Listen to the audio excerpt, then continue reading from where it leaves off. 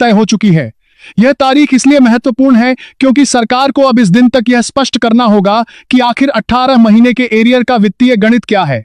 खबरों के मुताबिक केंद्र सरकार को एक तरह से अल्टीमेटम दिया गया है और यह पूछा गया है कि यदि कर्मचारियों और पेंशनर्स को उनका 18 महीने का एरियर वह भी 8% ब्याज के साथ दिया जाता है तो सरकारी खजाने पर कुल कितना बोझ पड़ेगा। दोस्तों, यह एक बहुत बड़ा बदलाव है।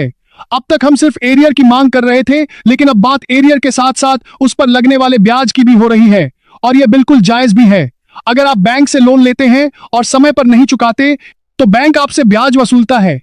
तो जब सरकार ने आपका पैसा 18 महीने और उसके बाद आज तक यानी पिछले कई सालों से अपने पास रखा हुआ है तो उस पर ब्याज मिलना भी आपका कानूनी अधिकार बनता है। तक सरकार को यह पूरा ब्यौरा तैयार करना होगा। दोस्तों, हमें यह समझना होगा कि सरकार अब तक एरियर देने से क्यों बचती रही है।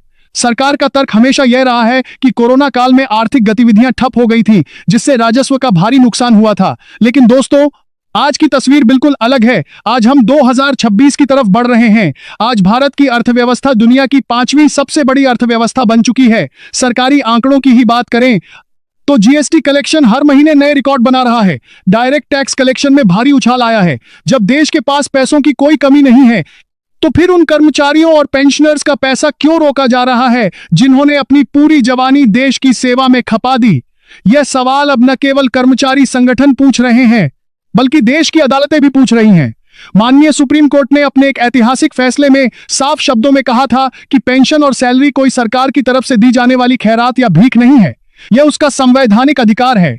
सुप्रीम कोर्ट ने यह भी स्पष्ट किया था कि अगर किसी बहुत बड़ी राष्ट्रीय आपदा के कारण सरकार को सैलरी या पेंशन रोकनी भी पड़ती है तो वह केवल अस्थायी तौर पर रोकी जा सकती है, उसे हमेशा के लिए खत्म नहीं किया जा सकता। अब दोस्तों, हम अपने वीडियो के दूसरे पड़ाव पर चलते हैं और बात करते हैं उस खबर की जो आपकी तात्कालिक जरूरतों से जुड़ी है। जी हां, हम बात कर रहे हैं फरवरी महीने की पेंशन की।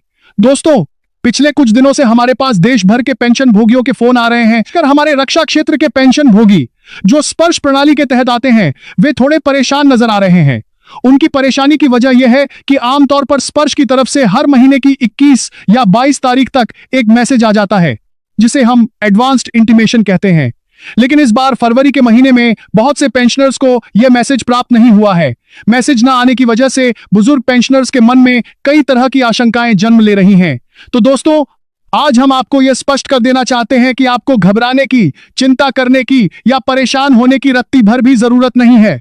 हमारी टीम ने जब इस मामले की तह तक जाने की कोशिश की तो पता चला कि मैसेज ना आना महज एक तकनीकी कारण हो सकता है। इसका मतलब यह कतई नहीं है कि आपकी पेंशन रोक दी गई है। आपकी पेंशन की प्रक्रिया पूरी तरह से सही चल रही है और वह अपने निर्धारित समय पर ही आपको मिलेगी। अब सबसे बड़ा सवाल यह है कि फरवरी की पेंशन कब आएगी, क्योंकि फरवरी का महीना